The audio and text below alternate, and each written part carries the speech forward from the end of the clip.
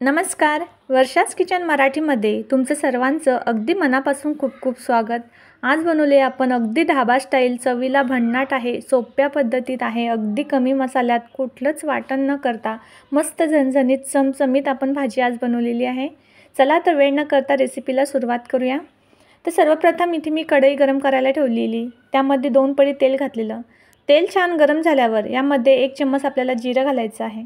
जिरं छान फुलल्यानंतर इथे मी 2 कांदे बारीक चॉप करून घेतलेले. तुम्ही सुरेने सुद्धा कट करू शकता किंवा मग असं जर तुमच्याकडे चॉपर असेल त्याने सुद्धा कट करू शकता. कांदा आपल्याला 1 मिनिट फक्त परतून घ्यायचा आहे, त्याचा कलर वगैरे चेंज करायचा नाही. 1 मिनिटानंतर इथे मी जी अद्रक लसणाची पेस्ट करून घेतलेली ती घातली आहे. ही पेस्टसुद्धा आपल्याला कांद्याबरोबर छान अशी परतून घ्यायची आहे. थोडंसं परतून घेतल्यानंतर यामध्ये आपल्याला 2 चम्मच बेसन पीठ घालायचं आहे. तर हे रेडीमेड बेसन पीठ आहे, तर इथे मी 2 चम्मच घेतलेलं आहे. 2 चम्मच आपल्याला इथे घालायचं आहे. बेसन घातल्यानंतर छान असं आपल्याला ते परतून घ्यायचं आहे. बेसन घातल्याने भाजीला खूप छान असा फ्लेवर येतो, चवीला खूप छान लागतं आणि ग्रेव्हीसुद्धा खूप सुंदर येते. तर 1 मिनिट आपल्याला बेसनसुद्धा असं परतून घ्यायचं आहे. तर असे बबल्स यायला लागले म्हणजे बेसन आपलं छान झालं. त्यानंतर 2 हिरव्या मिरच्या मी कट करून घातलेल्या आणि 2 टोमॅटोसुद्धा इथे मी बारीक चॉप करून घातलेल्या. असे चॉपर प्रत्येक गृहिणीकडे असायलाच हवं, कारण याने वेळही वाचतो आणि आपले कामं पण लवकर होतात. तर छान असं टोमॅटो, बेसन, कांदा, हिरवी मिरची छान असं परतून झाल्यावर इथे 1 चम्मच आपल्याला मीठ घालायचं आहे किंवा मग चवीनुसार इथे मीठ घालायचं आहे. हे सगळं परतत असताना गॅस हा आपल्याला मंदच ठेवायचा आहे. आता यामध्ये आपल्याला मसाल्याची प्युरी टाकायची आहे किंवा पेस्ट टाकायची, ती बनवून घेऊया.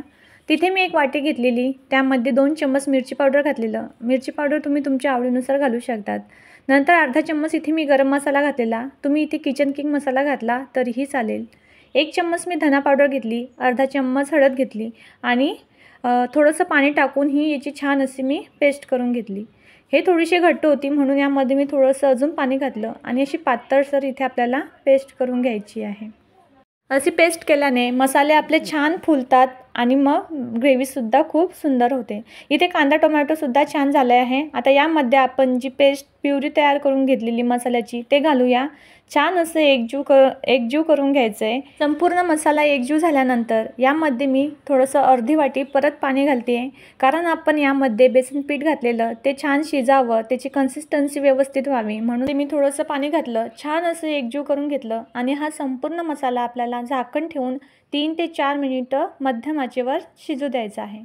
मसाला शिजतोय तोपर्यंत आपण इथे शिमला मिरची कट करून घेऊया. तर इथे मी मोठ्या आकाराची शिमला मिरची घेतलेली आहे. तुमच्याकडे जर यापेक्षा छोटी असेल तेही घेतली तरीही चालेल. तर अशी शिमला मिरची कट करायची. त्यातील जो आतला भाग आहे, जो बियांचा भाग आहे तो संपूर्ण काढून घ्यायचा आणि एका अर्ध्या भागाचे असे 3 तुकडे करून मी मध्यम आकाराचे छान असे मोठ्या मोठ्या फोडी करून घेते. अशाच प्रकारे आपल्याला संपूर्ण शिमला मिरची कट करून घ्यायची आहे. तर इथे आपली शिमला मिरची कट करून झालेली आहे.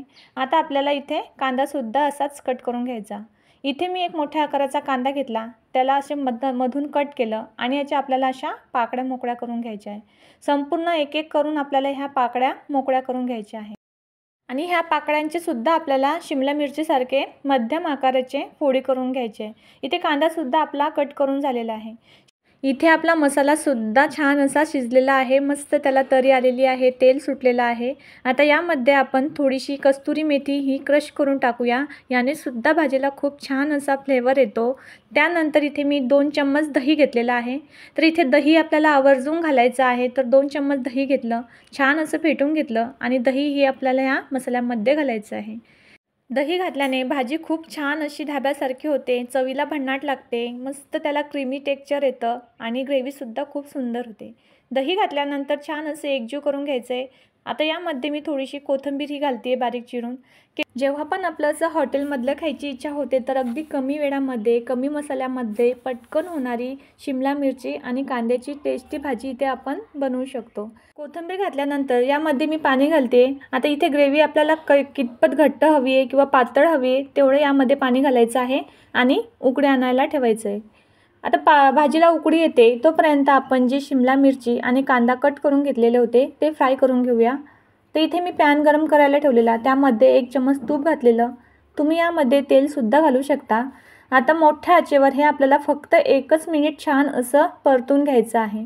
याने कसं कांदा आणि मिरची आपली छान अशी क्रंची लागते आणि चवीलासुद्धा खूप छान लागते। मी फक्त 1 मिनिट छान असं हे परतून घेतलं। साईडला भाजीलाही छान अशी उकळी आलेली आहे। आता ह्या उकळीमध्ये आपल्याला हा कांदा आणि शिमला मिरचीचे काप घालायचे आहे। मस्त असे एकजीव करून घ्यायचं आहे आणि झाकण ठेवून ही भाजी आपल्याला 5 मिनिट शिजू द्यायची आहे। ही भाजी फक्त आपल्याला 80% शिजू द्यायची आहे, पूर्ण शिजू द्यायची नाही। पूर्ण जर मिरची शिजली तर भाजी चवीला अजिबात चांगली लागत नाही। फक्त 80% ही आपल्याला शिमला मिरची शिजवून घ्यायची। तुम्ही बघू शकता शिमला मिरचीचा थोडा कलर चेंज झालेला आहे, म्हणजे इतपतच आपल्याला ही शिमला मिरची शिजवून घ्यायची। नंतर यामध्ये मी थोडासा कोथिंबीर टाकला आणि मस्त अशी परफेक्ट धाबा स्टाईल भाजी इथे आपली तयार झालेली आहे। बराच वेळा आपण मिरची अशी घरी आणून ठेवतो, पण ती सुकते, पण ती भाजी काही केल्या जात नाही। पण अशी शिमला मिरची आणि कांद्याची भाजी एकदा तुम्ही नक्की करून बघा, अगदी हॉटेलसारखी चव येते। लहान मुलंसुद्धा बोटं चाकत खातील याची मी गॅरंटी देते। तर तुम्हाला ही रेसिपी कशी वाटली मला नक्की कमेंट्समध्ये सांगा। लाईक शेअर करा आणि वर्षाच किचन मराठीला जर सबस्क्राईब केलं नसेल तर नक्की सबस्क्राईब करा। भेटूया अशा एका छान रेसिपीमध्ये।